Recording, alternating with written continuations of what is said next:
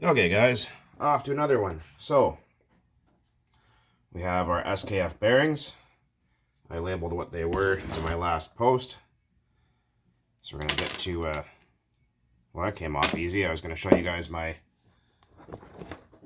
flywheel puller, but I guess I don't need to. Oh yeah. These things here are like 12 bucks on eBay. They're really good. Get one. Anyways, so it appears I have offended some people with my dislike of fast steady bearings. Don't lose that washer, it's important.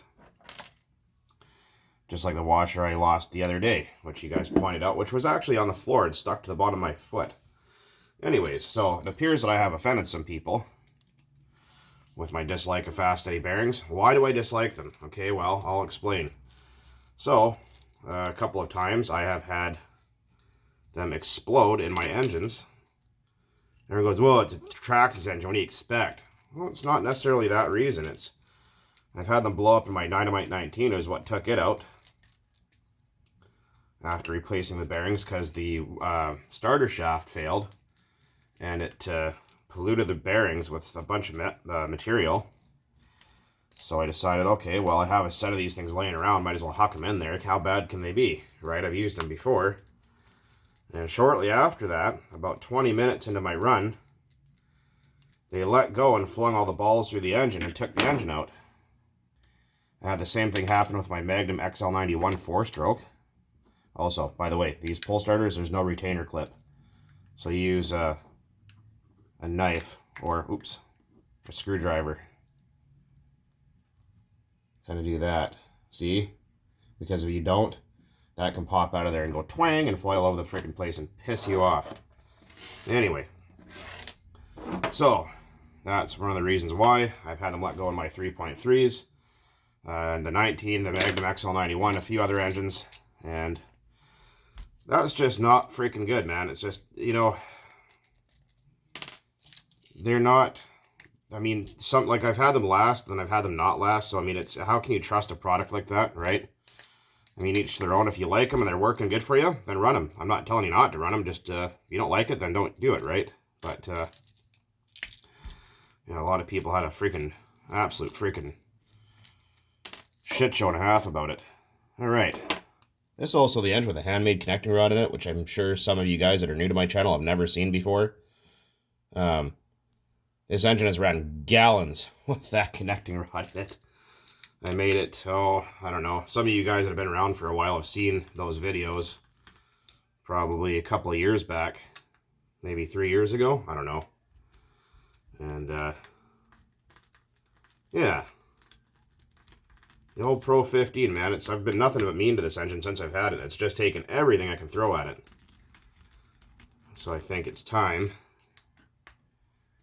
for a new set of bearings, which I think I changed three years ago maybe, and I don't know how much I've run this thing, but a lot. There's also 3 head shims on these, so you can pull 2 and get higher compression, or pull 1 if you don't feel safe about it. Carburetor stuck. I lost my socket that fits on here, so I'm just going to use a set of pliers to loosen off the pinch bolt. Oh, that's my cat digging around in her shitbox. I don't know what the hell that noise was. There. Also make sure that O-ring is not damaged. You can see how crusty this thing is. Alright. Let's see if that sleeve will come out of there without any heat. Probably not. Oh, no. Yeah. Yeah. Well, I kind of fucked myself here because I should have done what I did in the first place, is left the flywheel on. And that way I can do the zip tie trick. Actually, you know what? We'll just do that on camera here really quick. Just to show you guys what to do. That washer is important. It keeps the crank from jumping around too much because they can jump in and out. You don't want that to happen. Now, if I can find the flywheel nut, I'll be doing perfect here. Hang on. Alright, let's try this again.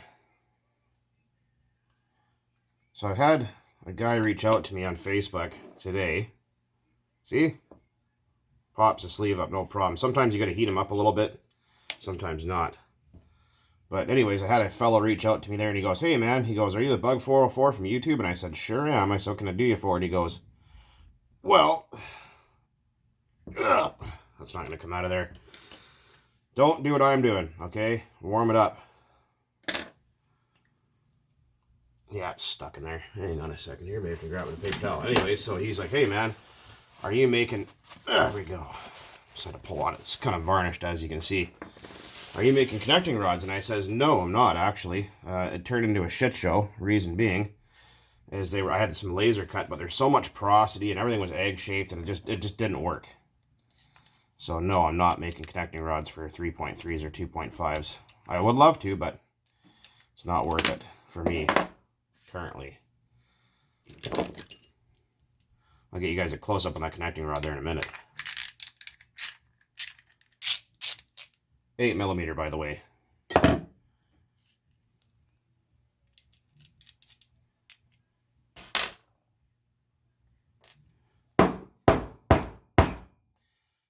Crank is stuck in the block.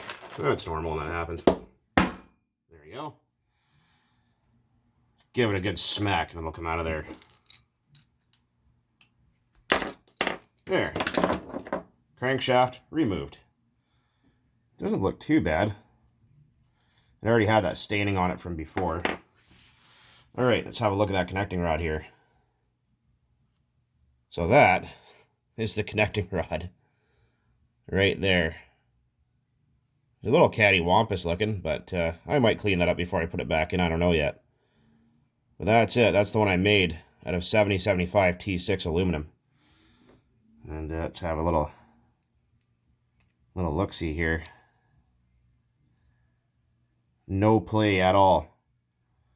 It's actually still pretty nice in there. Crank pin still looks pretty good. Yeah, that rod is taking a hell of a beating, I'll tell you that much. Alright, so as you can see, kind of grubby in there. We're going to grab ourselves a lighter and some propane. And an oven mitt, because I don't want to burn the crap out of myself again like I did yesterday. Alright.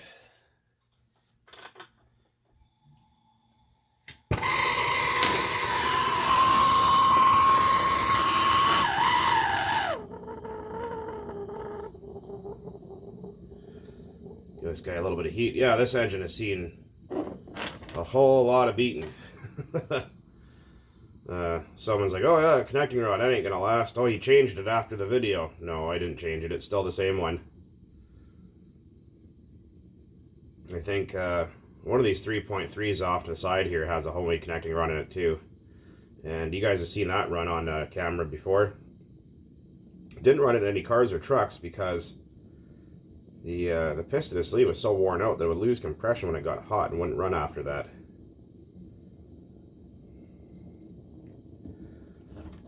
Which does happen.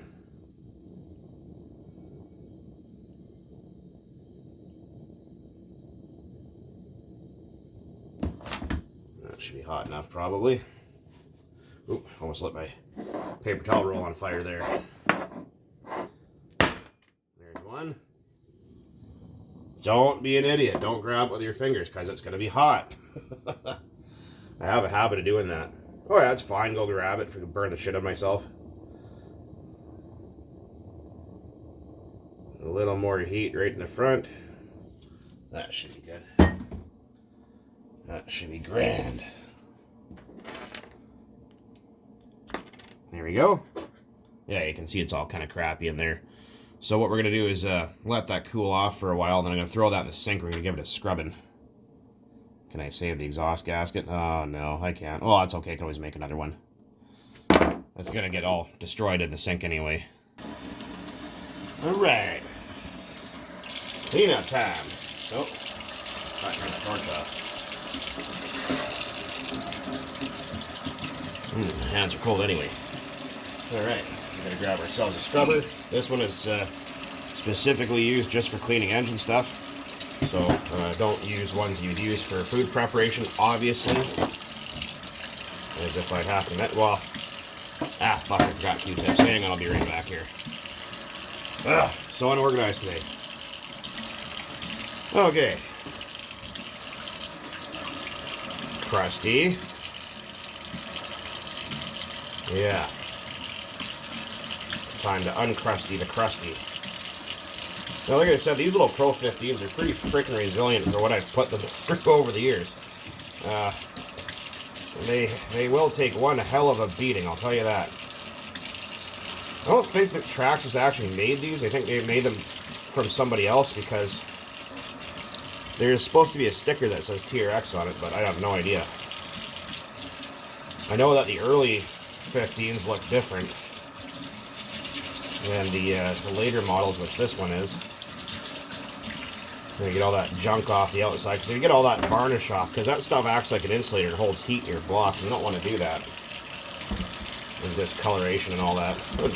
Discoloration is not really a big deal, but you just want to get all the schmutz off there, right? So, I don't know what schmutz is, I just made it up because it sounded funny. It sounds like something your Jewish grandmother would give to you. You like a bowl of schmutz? I don't know, I'm not Jewish, but you get the idea.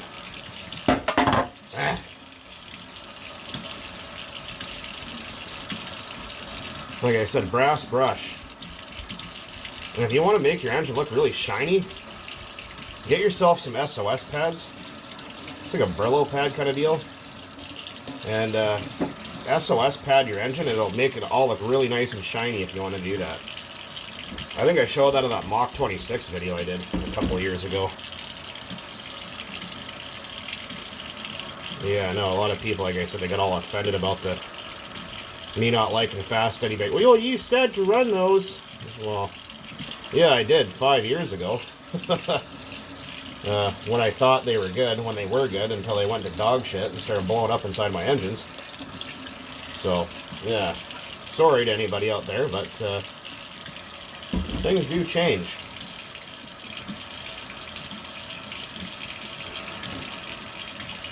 Like I said, you just want to get in there and finger bang all that varnish out of there. And the chopstick, these skewers are really good for that because you can get it in like all the little tight crevices and get all that varnish out of there. Also, run a pin through your vacuum port right there. See it? Just grab your little wooden skewer there and do that. It seems kind of stupid, but it does work. Because, I mean, if you're going to clean the inside of your engine, I mean, you might as well do a good job at it, right? I mean, there's no sense in leaving all that crap in there. Ooh, there's a little bit of staining still. I'll get to that in a moment here. Like I said, you should be wearing gloves to super clean. A couple of people are asking, oh, you know, why live in the UK or Europe or somewhere, you know, we don't have that here, what can we use? I'm like, well, you can use an engine degreaser, but just be careful of it because a lot of them are really strong and can damage aluminum. So, just, you know, just exercise caution. Test it on some aluminum parts first that you don't care about, just in case, because I would hate for anyone to ruin their stuff and come back at me yelling and screaming about it like they have in the past, because it's super annoying when people do that. You made me ruin my engine. No, I didn't. You ruined it, and I gave you forewarning about what's freaking. You knew what was going to happen. Dumb fuck. Oh, I guess it's 2023. No accountability anymore, eh? Right, people, man. I'm telling you. There. Look at that. Like brand spanking new. A little bit of discoloration there still. I like to try to get all of it out if possible. Just gives varnish new shit to stick to. It's funny when people go, oh, you must be a new guy to the hobby if you don't like this. Oh, no. I've been in it for many years, since 1998, roughly. And the sleeve. Just going to take a little bit of wet dry. A little super duper clean there. And just take all that varnish off the outside of that sleeve. I don't have any more Brillo pads left, otherwise I'd use one. But this works just good enough. I'm not trying to polish it. Polishing the outside of your sleeve, guys, does absolutely nothing. It's a waste of time. This, I'm just trying to get rid of the varnish off of here. There you go. You can brass brush your sleeve. It doesn't hurt nothing to get the big goobies off. But, yeah, that's pretty much it. Just enough to take the shit off of there. That's all. You also want to make sure this mating surface is like, that's why I said don't pry on this with a screwdriver like I did. This engine, it's been beaten so much, right? So try to heat it up and use a zip tie method and push underneath on the outside of the sleeve. Because like I said, if you pry up in here, you can actually damage the sleeve and it won't seal again. But like I said, this is my engine. Don't do exactly what I did there. That's I shouldn't even have shown you guys. That was a kind of a inappropriate move on my part.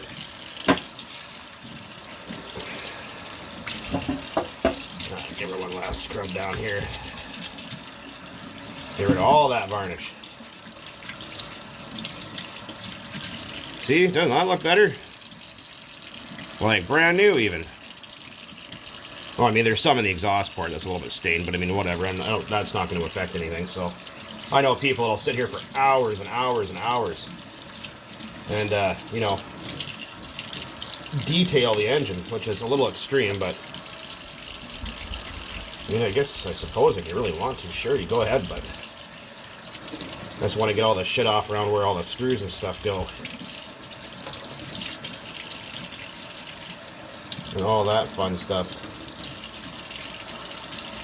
I'm glad you guys like seeing these cleanup videos. I mean, like I said, the weather's so shitty this time of year in my area in BC here, in Vancouver, where all it ever does is rain. It'll be cold and really shitty outside. I'm sick of it. So there won't be any bashing videos for a while. There might be one on Friday because Richard's coming over. I still got to glue the tires on his truck yet and get this engine finished and whatnot. So there's a possibility you guys will see the Rustler running again at the park.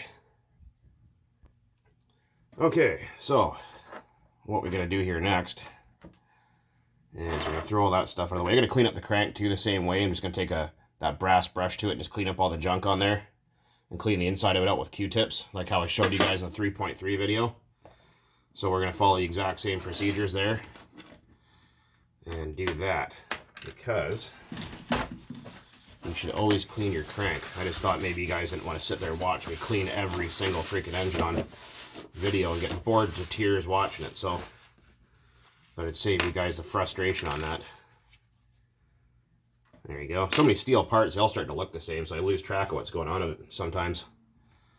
So I'm just going to clean that up really quick and I'll be right back.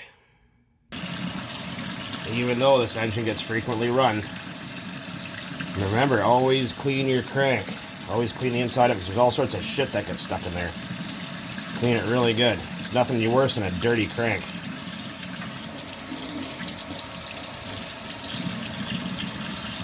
Ugh.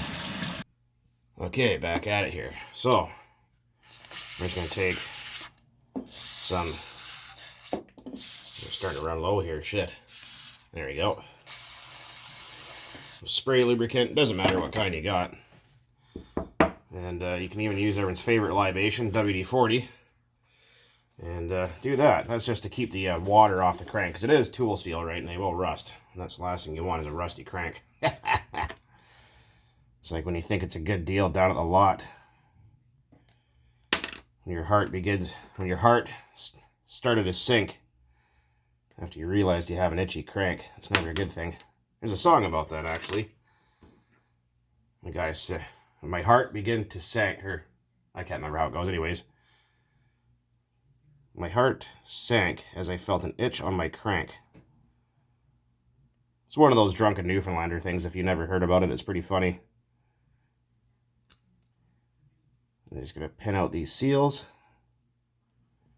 Well, 3 of them anyway. There we go. And like I said, the Pro 15s, they use the same bearings, front and rear. So we're just going to take a little bit of clots, since that's what we got on hand here. A little Astroglide. Don't use sex lubricant to put engines together with. The guy that did that was stunned. Anyways, put a little in there.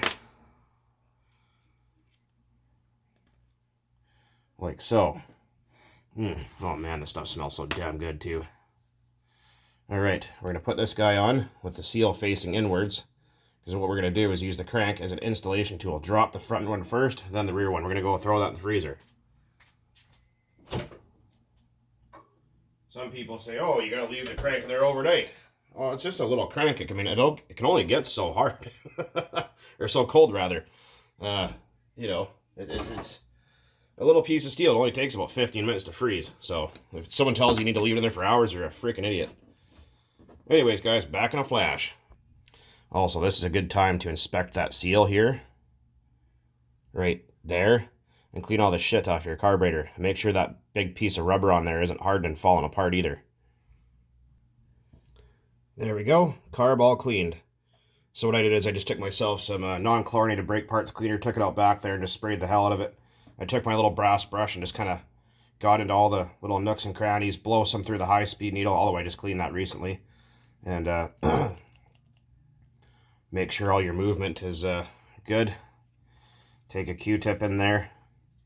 Take a Q-tip in the bottom, because sometimes there can get shit trapped in there, right? See that? So you want to make sure everything is all nicely cleaned up.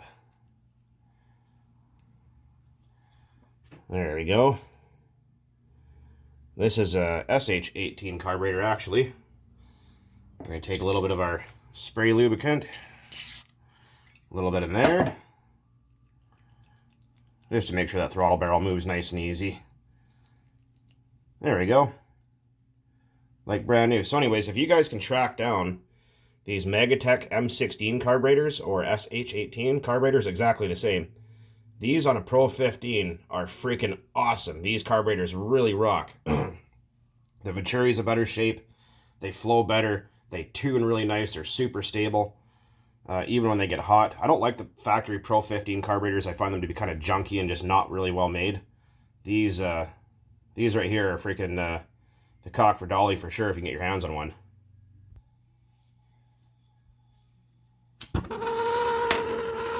Alright.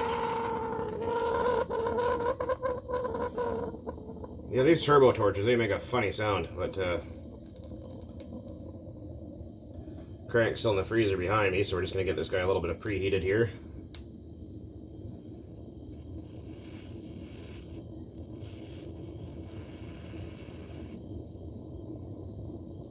And that'll drive off any moisture. Because believe it or not, steel and aluminum things actually do hold moisture in them. If you see a lot of guys welding, like before they're about to put a filler weld in or something like that, or I'm not a welder by any means. I mean, I know how to weld, but I don't know all the technical terms. But they're going to put like a fillet weld in or something like that, and they preheat their big piece of steel with a cutting torch to get rid of any moisture out of the steel. Yeah, same idea. I'm sure if there's any professional welders in the chat there, they can confirm that.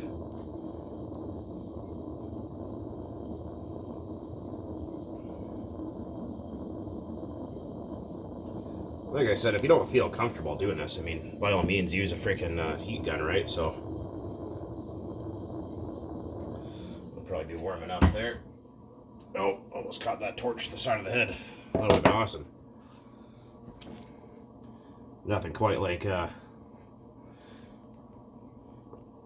catching a 2800 degree flame to the side of the head. That feels absolutely wonderful. There we go.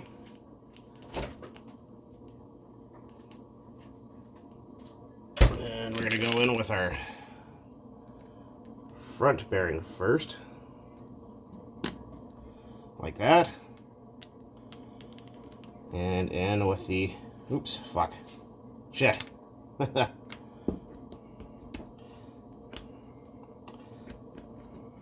Ouch, fuck. Super hot, so yeah, it's kind of annoying. My front bearing wants to keep falling out. There we go. There. Just let that sit there and cool off to ambient temperature. That's just moisture you guys hear sizzling. Just checking out my piston and sleeve here while everything cools down. And oh yeah, we're we're at the end here, boy, I'm telling you. The old Pro 15 keeps kicking, though. These things will run through a freaking war and keep going. But, yeah, we're right there. I think I have another piston and sleeve laying around, but we'll just run this guy till she ain't going to run no more. We'll pull it apart and slap a new piston and sleeve in it. Keep going. Well, after digging through my parts bin, turns out that somebody a while ago in a box of parts sent me a new piston and sleeve for a Pro 15, so now I don't have to buy one. Because I think they're about 80 bucks Canadian at the hobby store, so that stops there. And this guy stops there. Obviously you can see the difference.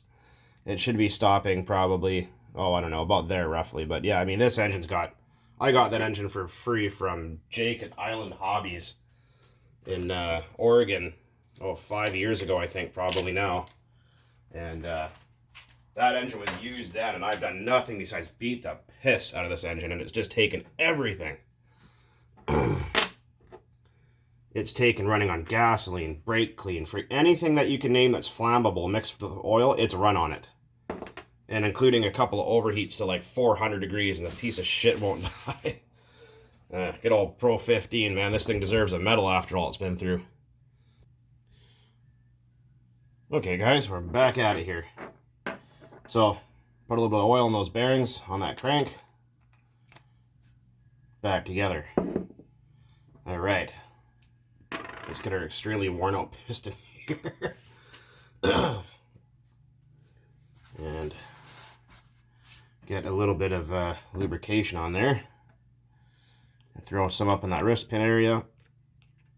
Right up in there, because, I mean, these are high stressed areas of these engines. I mean, people go, well, there's oil in the fuel. Well, yeah, that is true. But it takes a minute for shit to circulate, you know what I mean? So, getting into all the moving... Oh, fuck you. I almost knocked over my phone. Getting into all the moving parts and shit, so...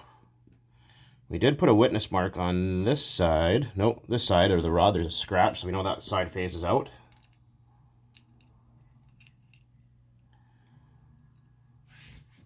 Grab our pliers. Like I said, this engine has just seen just a lifetime's worth of just hard beating. It just still keeps going. You know, a lot of people said, oh, it's never going to last. It'll blow up in 10 minutes. No, it hasn't. Might as well give the Pro 15 a little freaking presidential treatment here. Little clots in there, because I think that's the only thing that's kept this thing alive is all the clots oil that it's been run on. This thing has had nothing besides clots Benol pretty much running it forever, so, or Blenzol, which is in the yellow bottle. Alright. The front bearing is really weird sometimes. I don't know what's up with these bearings. I don't think it's the bearings. I think it might be the block that might be shot and walled out, because I noticed the front bearing is wobbling around a lot. I'm going to look at that a little bit closer, because that bearing just tried to fall out. Well, sad news. So, the wobbling that was in the front of this block and the funny running wasn't from the bearing. It's the block itself that's wallered out. I just pushed that bearing in with my bare hands without even heating it up. So let's see if the back won't come out. No. Oh yeah, it does. Yeah, the crank was wobbling like that, and I thought the bearings were shot in it. That's why I took it out and replaced them. Yeah, well, I guess that is the end of the Pro 15. Well, until I find another block anyway, so. Oh well. I guess I'm gonna have to go digging through my parts bin. Well, Pro 15, it's been good knowing you.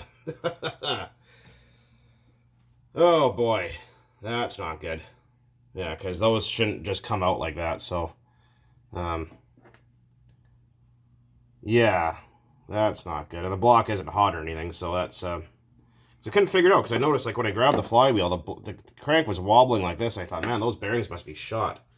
And I noticed last time I had it running, it just was hard to get it started, didn't really want to run very well. And there was just a whole host of things that really started to lead up to, like, it was just, the flywheel was starting to rub and do weird shit, so I thought, oh yeah, the bearings are cooked in this thing. But no, it turns out the block itself is cooked. Ah, shit. Let's see here. Yeah, that freaking front bearing will push right out of there, guarantee it. Well, it won't now, obviously, because it's on camera, but you get the idea. Ah, well, that proves to be a problem. Anyhow, I guess this will be part 1, and I guess there's going to be a part 2. Fuck. Oh, well, that's okay. I got other engines I can throw on there.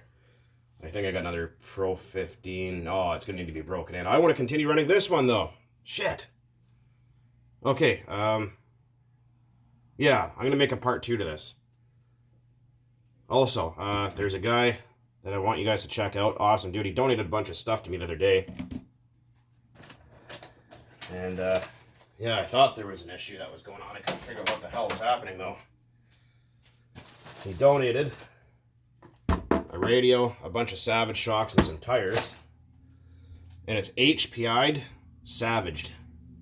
So HPI apostrophe ED, and then Savaged apostrophe ED. HPI Savaged. HPI'd Savaged. Go check that guy out. He's pretty freaking awesome. Nice dude. He's like, hey, I got a bunch of stuff to send you. So he freaking sent me a radio and some old school Traxxas tires and a few other things. So I'll give those to Richard and whatnot. But, okay, guys. Well, anyways, not much else I can do here. That does explain all the funny running it was doing, because I noticed the last, maybe 3 or 4 times I had it out, there was just something off with it. It just didn't want to run right. It was just like the crank was moving in and out. I thought, well, man, one of the front bearing or something must have come apart in it. But no, it's the block that just didn't survive all that beating for all those years. So, yeah. Oh, well, I guess that's going to be a trophy now. Time to go looking through the parts bin. Anyways, guys, as always, thanks for watching. And keep on burning nitro out there.